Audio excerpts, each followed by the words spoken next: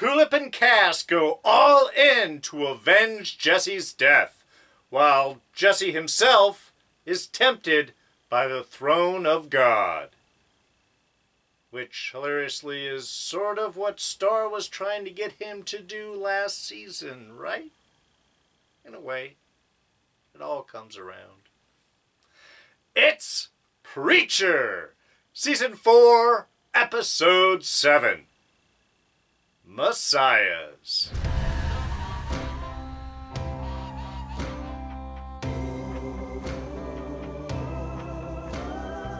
Hey everyone, D here, and welcome to this week's review of Preacher. So yes, of course, spoilers coming your way. Also, always want to remind you about our quick jump index system. Right in the description below, we'll have this entire review broken down, titleized, time-coded, jump to the end at the beginning, jump to the beginning at the end. You can watch this review in any order you'd like. Alright, so we are moving towards the end. Just a few episodes left in this show, and I am really enjoying the pace they're setting and the emotional impact of story that they're telling. Specifically, this episode really focused. We're just kind of getting Jesse's story and Tulip and Cass, which I think is when the show does their best. Not having to deal with Eugene, not having to deal with the Saint. I mean, we see him for a brief moment as Jesse's getting buried there.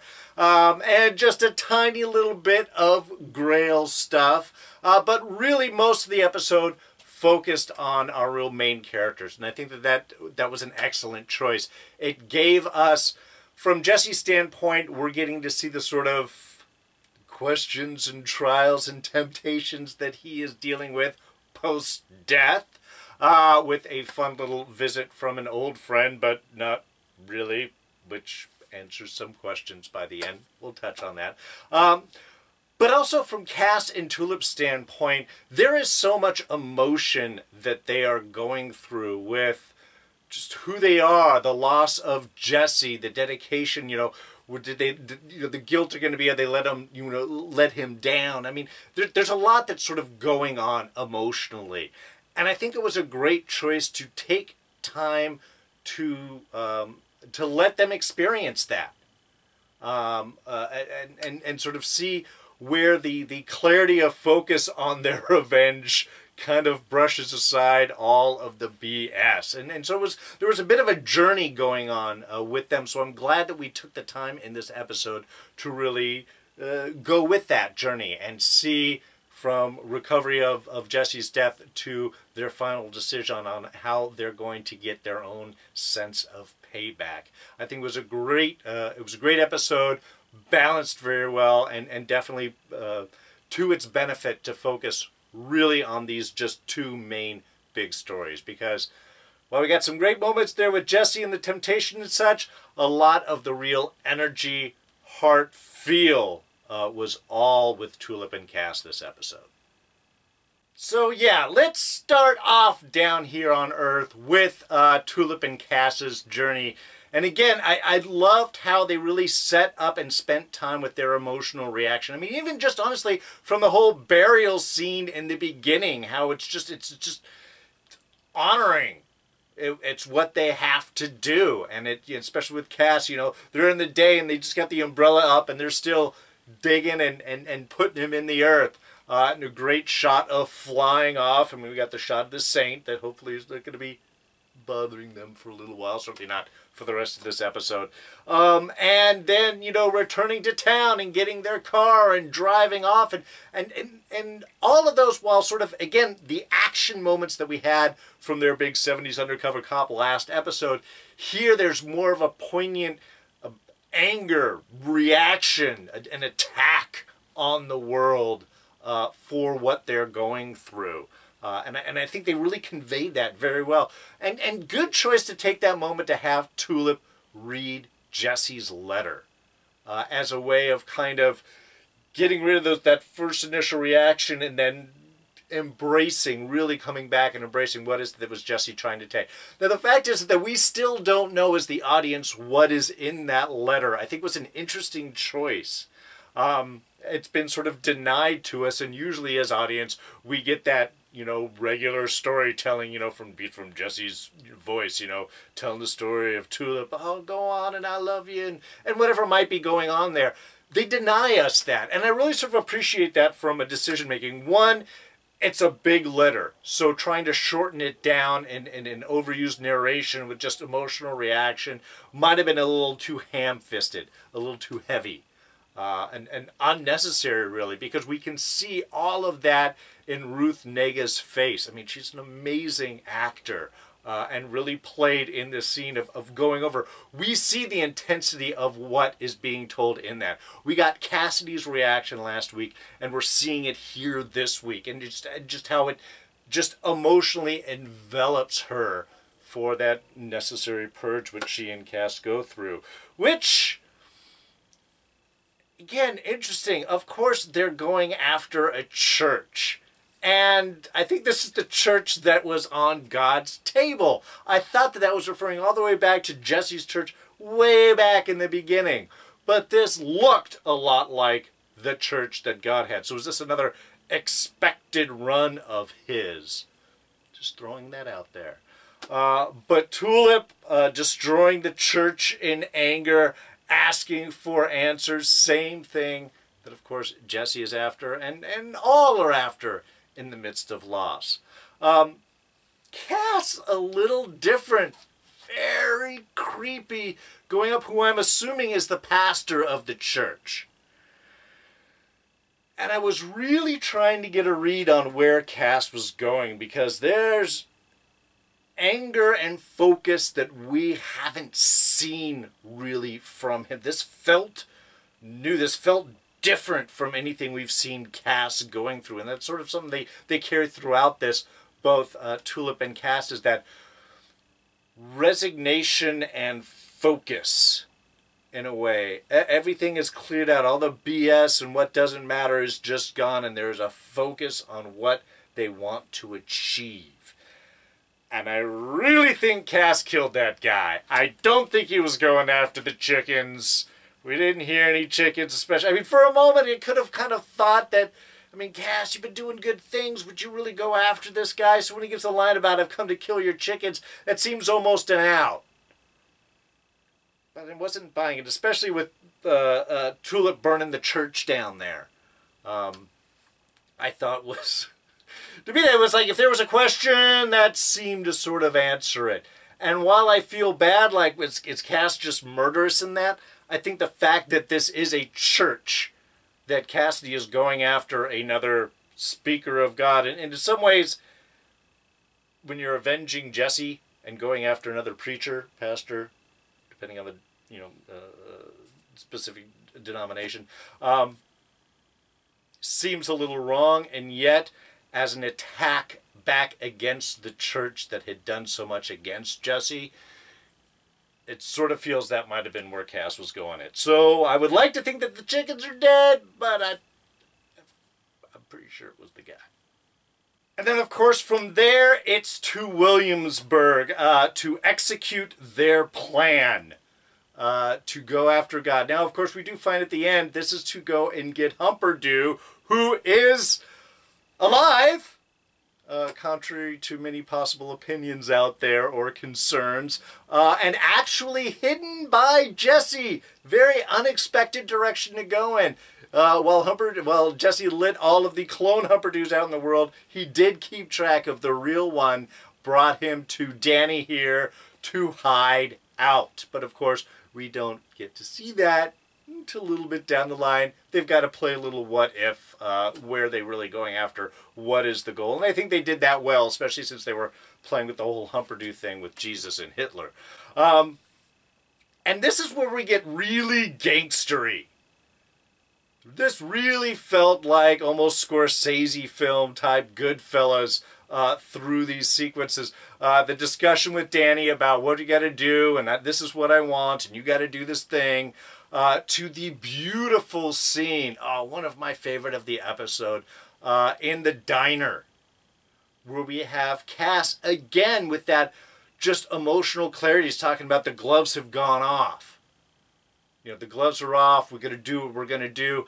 I would do this thing that you're being asked to do. I mean, again, we don't know as the audience yet exactly what's going on. I love how they let those story unfold ahead of us as opposed to just telling us all up front. But I think that was great because it gave that emotional focus and clarity between these two. They are after the church. They're doing what they got to do. They're going to avenge their buddy Jesse, who they love dearly. That's part of the group. It's the great triumvirate that we have here. And this just feels like what their response would be. And the fact that, again, there's no emotional play or anything. Cass isn't playing anymore.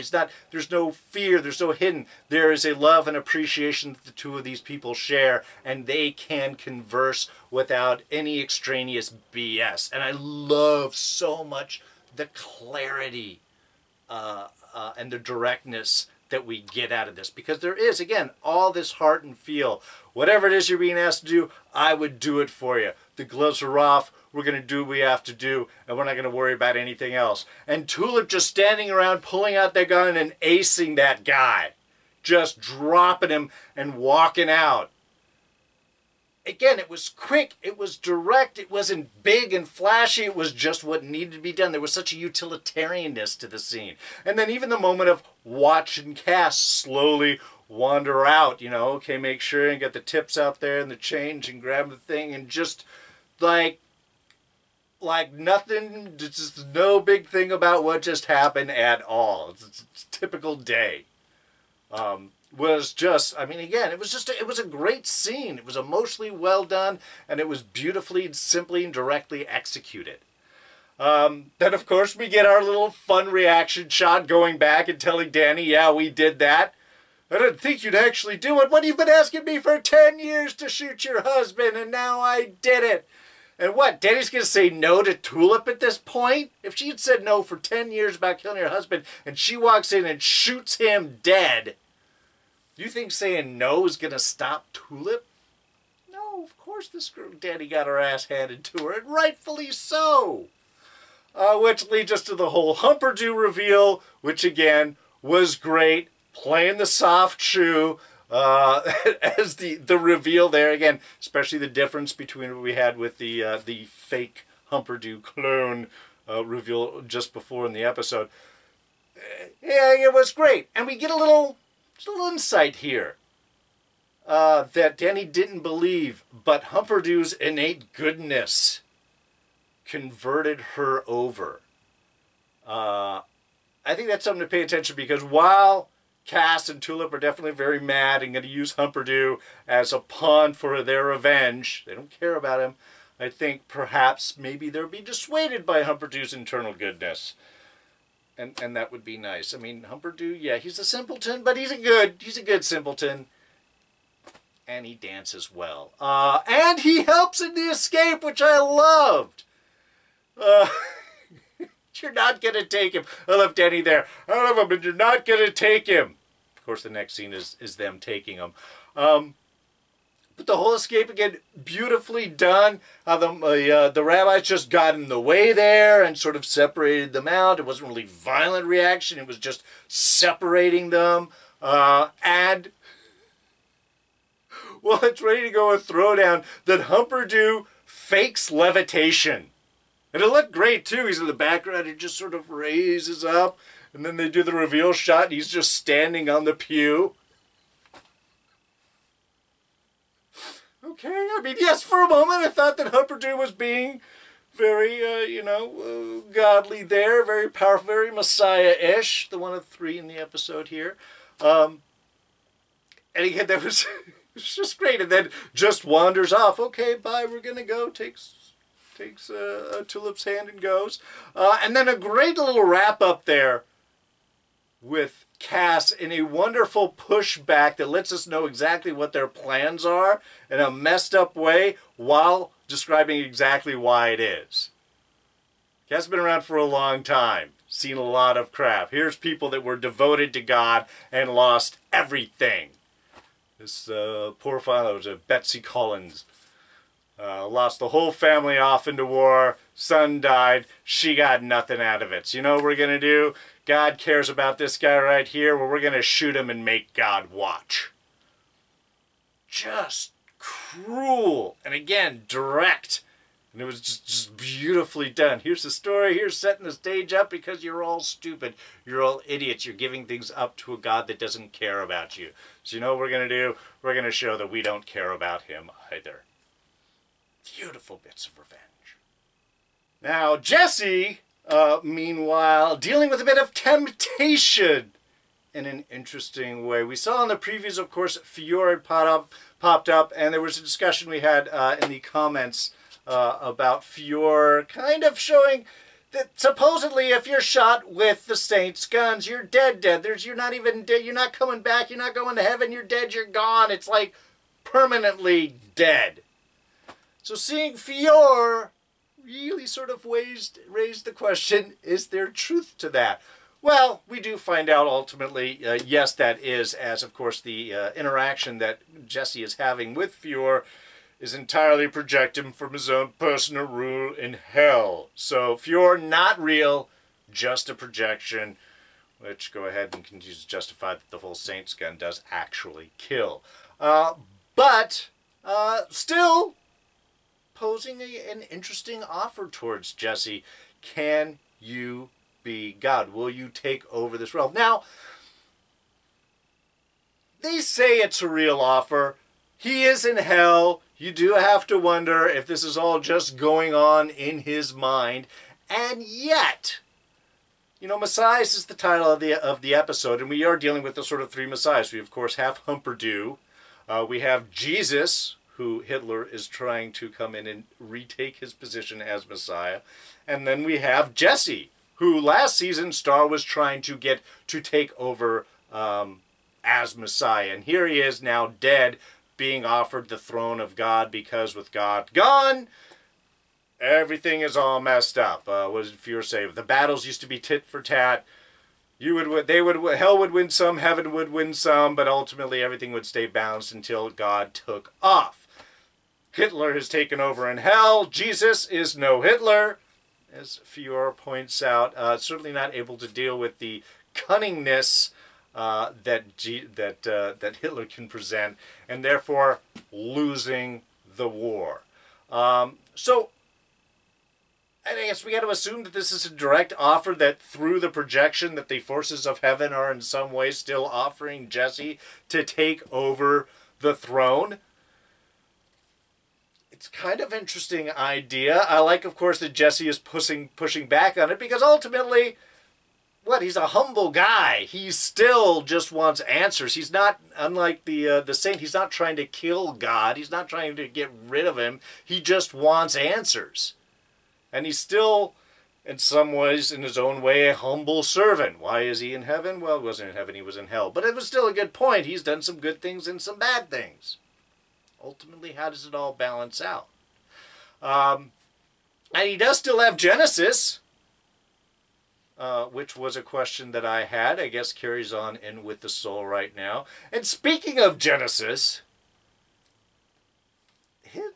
Genesis Escape seems to have put all of this off. That flashback that we got at the end, well, I guess we're viewers doing a little tape back to 2015,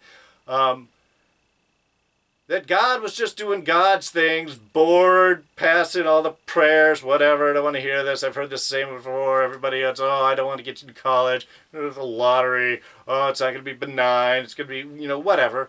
He's been hearing this for a long time. I'm sure it starts to get a little repetitive and boring to him. But once he finds out that Genesis has escaped, that seems to have altered everything. Because he takes that moment when Fiore tells him Genesis escapes, and he thinks. And as I'm guessing God right there, he's running through all the possibilities of the future. He's seeing where everything is going to lay out. And it definitely is not good. He asked Fiore to have a moment for his thoughts, and the moment he turns his back, boom, he's bound, he's gone, he's on his bike, he's taken off, he's living up his last moments on Earth, which is really what it sees. Hilarious moment with the bum. I know it's sort of messed up, but he's walking by, and you got the homeless guy that's asking for change, and he stops, and you kind of think, man, God's going to be cool to this guy. But no, turns around, completely ignores him, walks past him, and goes and looks at the dog costume. So I guess he got that pretty quick. So what did he see? Did he see this whole pursuit of it going up to Jesse and Jesse coming after him and realizing I can't be cornered by Genesis. I can't be forced to divulge my plan.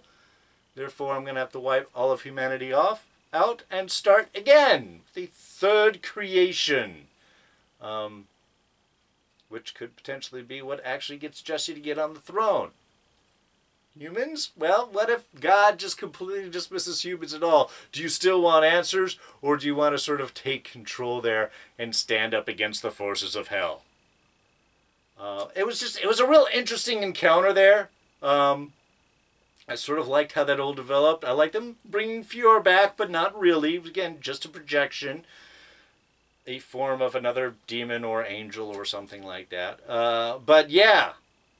Interesting little shots in seeing what made God leave heaven. It was the escape of Genesis. I think he fears Jesse actually confronting him and what that could mean. So why not just start off with the apocalypse and restart the world all over again? It's kind of messed up, God. Kind of messed up.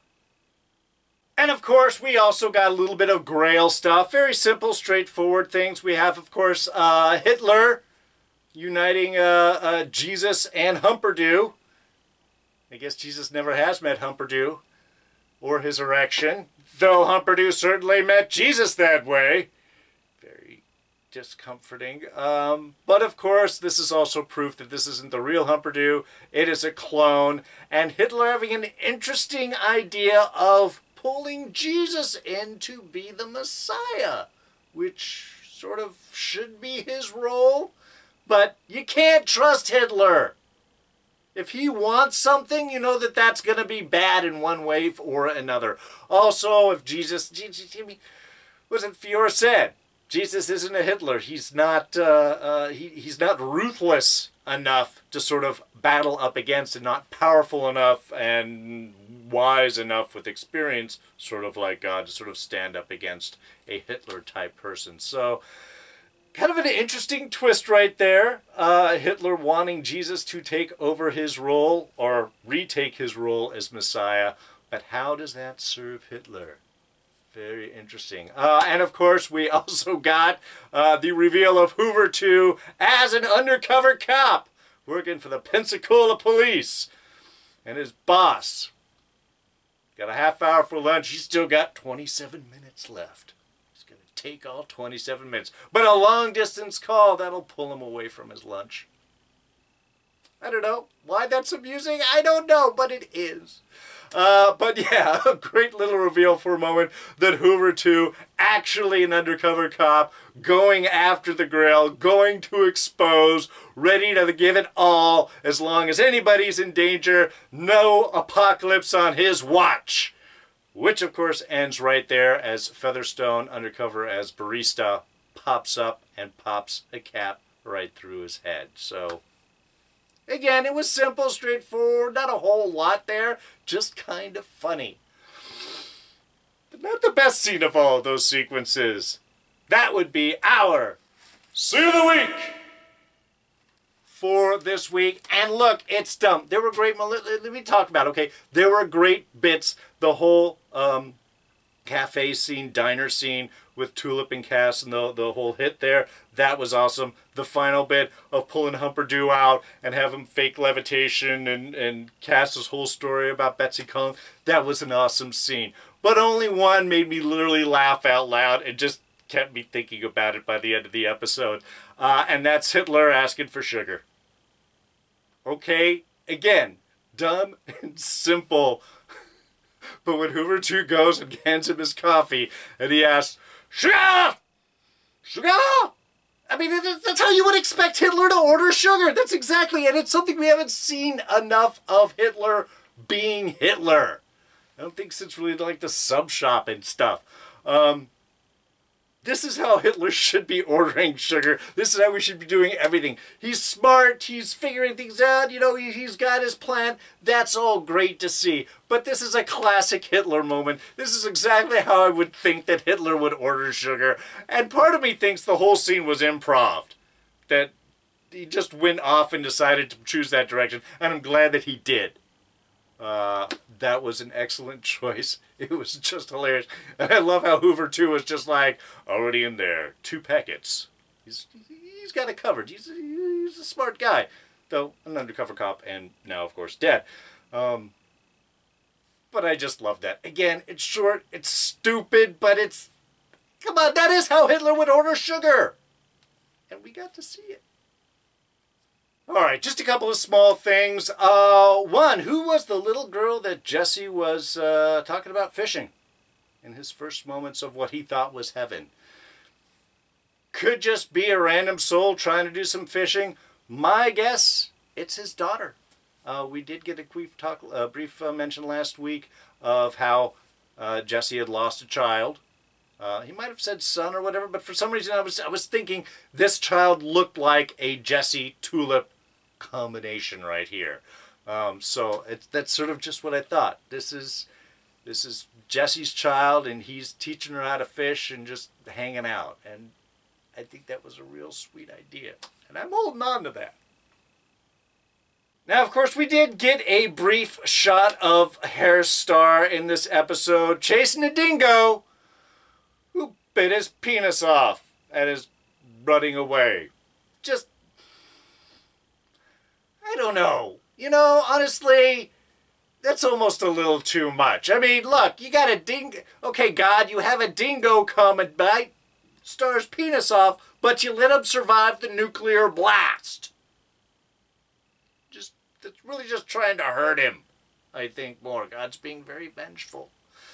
Anyway, it just felt like just almost too much stuff to be happening to Star. I'm not trying to be sympathetic. It's just their lines. And also, I gotta say, maybe it's just for American audiences, and in other countries, they got to see the whole thing. But the digitally blurred out penis in the dingo's mouth also just made it look weird.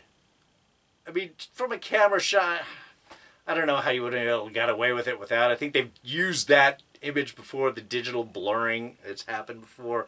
But it kind of, again, it just pulled me out of the moment and just made me think this is only overly gratuitous. I didn't get to it in the whole previous Jesse discussion part, but I have to say I did like him realizing that he is not in heaven, that he's got to be somewhere else. I mean, I love the moment of him touching the throne and sort of getting the idea, the quick vision, the moment of Jesse Custer as God. And rightfully a little overwhelming for him. But still, I just love his sort of thought process of all of this not working right. And just feel like, oh, I never said this was heaven. Well, that's right, he didn't. Jesse did ask him if it was heaven. He said that it's not France or fields or something like that. So you're right. He didn't say it was heaven, but I think he was still trying to mess with Jesse there. And while Humperdoo is ready to journey with Cass and Tulip and still an excellent soft shoe dancer, still a few limitations on him. One of those, he humps cheese. Just an interesting bit of trivia that Danny had laid out there, but yeah, humping cheese. That really puts Humperdoo in perspective overall as a Messiah. I think Jesus or Jesse would be better in this case. I really do. Oh, and we did see that Genesis is still in Jesse. He still has the voice. But I am guessing that those rooms are soundproof, and so if you can't hear the voice, then you are not forced to obey, and that's why nobody came and let Jesse out. But if someone does show up, then I think it's going to be effective and helpful still. All right, then. I think we're going to go ahead and wrap things up for tonight. So, like I said, only a couple episodes left. That'll wrap things out. We got Tulip and Cass with Humperdoo going after God, gonna make him pay, and Jesse still being tempted by the throne. Is that the direction he's gonna go, or is he going to escape and find a whole new way to get his answers out of God? We will find out more of that, of course, next week, but that will wrap us up for now. Thank you, as always, for joining me with these reviews. I do want to let you know, if you guys do enjoy The Boys over on Amazon, I did have a great discussion with Mark over at Enchantment Eternity with Don Willie covering over Season 1. It was about an hour and a half discussion. We got into a few little moments. We have a little non-spoiler, or we have a non-spoiler section at the beginning, followed by spoilers. So if you haven't watched the show yet, wondering if you want to dive into it, you can check it out, watch the first part, and we'll let you know when the spoilers will be coming. But it was a great bit, and I will throw that up on a link right here at the end. But for now, I am going to wrap things up. Thank you, as always, for joining me with this. And if you enjoyed it, please go ahead and hit that like button. Thoughts, ideas, and comments, throw those down in the section below. What do you guys think about this episode? Where do you think things are going? You think Jesse's going to take over take the throne of God? Is Tulip and Cass actually going to shoot Humperdew? And, more importantly, do you think the pastor at the beginning actually was eaten? Or do you think that it was the chickens? Let me know what you guys think. Throw your thoughts down in the section below. You can always catch me on Twitter and Instagram. I am at Darren Jakes. Please subscribe if you're not a subscriber. Quick and easy. It's a one-button press. You'll catch the rest of these reviews. Plus, we are starting up Walking Dead and Mr. Robot, both on October 6th, right after this show ends up. And then November 12th, we will be covering The Mandalorian, which is being released weekly, so we'll be able to do good reviews for each individual episode. Those will be coming up. Don't want to miss any of those reviews? You won't if you're a subscriber. Do that by clicking this button right here. And we'll go ahead and throw up a couple of our latest reviews, including the discussion on The Boys right here. And you can check those out at your convenience. Anyway, that's going to be it for me. I'm D, and I'm out of here. Catch you guys next time. Bye-bye.